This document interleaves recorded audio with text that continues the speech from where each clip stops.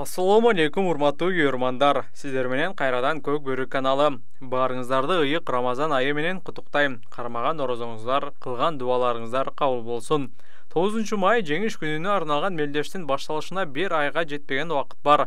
Командалар акырындап өз курамын күчтөп, жаңы оюнчуларды кошуп жатат. Кээ бир команда даярдыгын баштады. Бул чыгарылышта достукка келген жаңы ат менен тааныштырабыз. Аны Манас Ниязов менебе жооп беребиз. Ошондой эле федерациядагы калыстар тууралуу кеп кылабыз. Андыктан видеону аягына чейин көрүп, лайк коюуну унутпаңыздар. 4 камтоо боюнча Кыргызстандын лидеринен чексиздикти кошуп ал. 4 жумага болгону 500 сом. Максималдуу ылдамдыктагы чексиз интернет.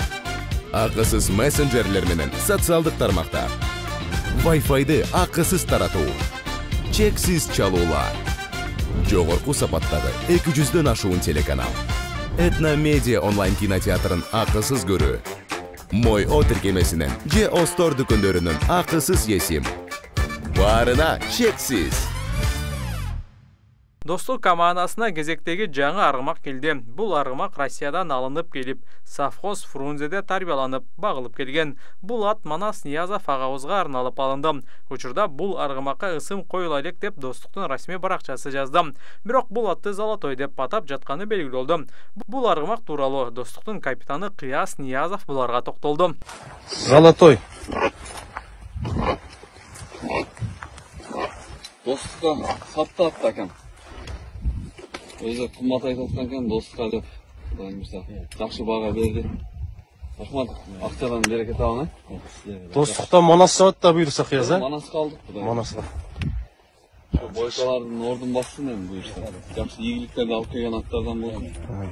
Сіздерге рахмат екен, жақсылықтар берсін. Bir айлантып қойшы Золотойды. Урматтуу достор, Манас Ниязов бул ат менен кандай оюн көрсөтөт деп ойлойсуздар. Албетте бойкага жетиш кыйын. Жакында эле берген маегинде Манас Ниязов бойка Кыргызстандагы номер 1 ат экенин айткан. Ага эч ким жетпээрин тастыктаган. Ошондой эле Манас ал маегинде Норус турниринин тайпалык баскычында өткөн ынтымак достук беттешин тейлеген калыс 2 жылга четтетилгенин айтып өттү. Бирок федерация азырынча бул окуя тууралуу үн ката элек. Маалыматка ылайык федерацияда 13 калыс бар. Ош, Жалал-Абад, Баткен, Нарын, Ыскөл, Чүй облустарынан 2ден, ал эми Таластан 1 гана калыс бар. Башкы калыс Баткен облусунан. Бул нерсе калыстардын бардыгы таластык деген ойду жокко чыгарат. Федерация калыс болгусу келгендер аз дейт. Сиздердин оюңуздарча калыстардын ишин кантип жакшыртсак болот? Экинчи суроо, кимдер калыс боло алат деп ойлойсуздар? Видеонун аягында ынтымактын чабуулчусу 2023 жылдын мыкты улакчысы Өмүрбек Эсен уулунун кичинекей көрөрманы менен жолукканын көрсөтүп кетели.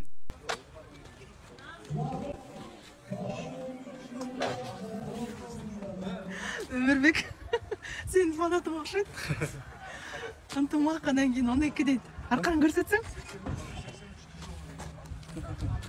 Өмүрбек бекең фанат болосуңбу?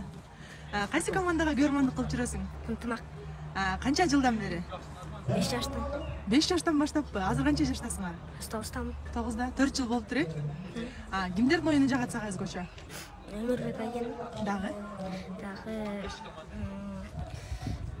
Бүттү.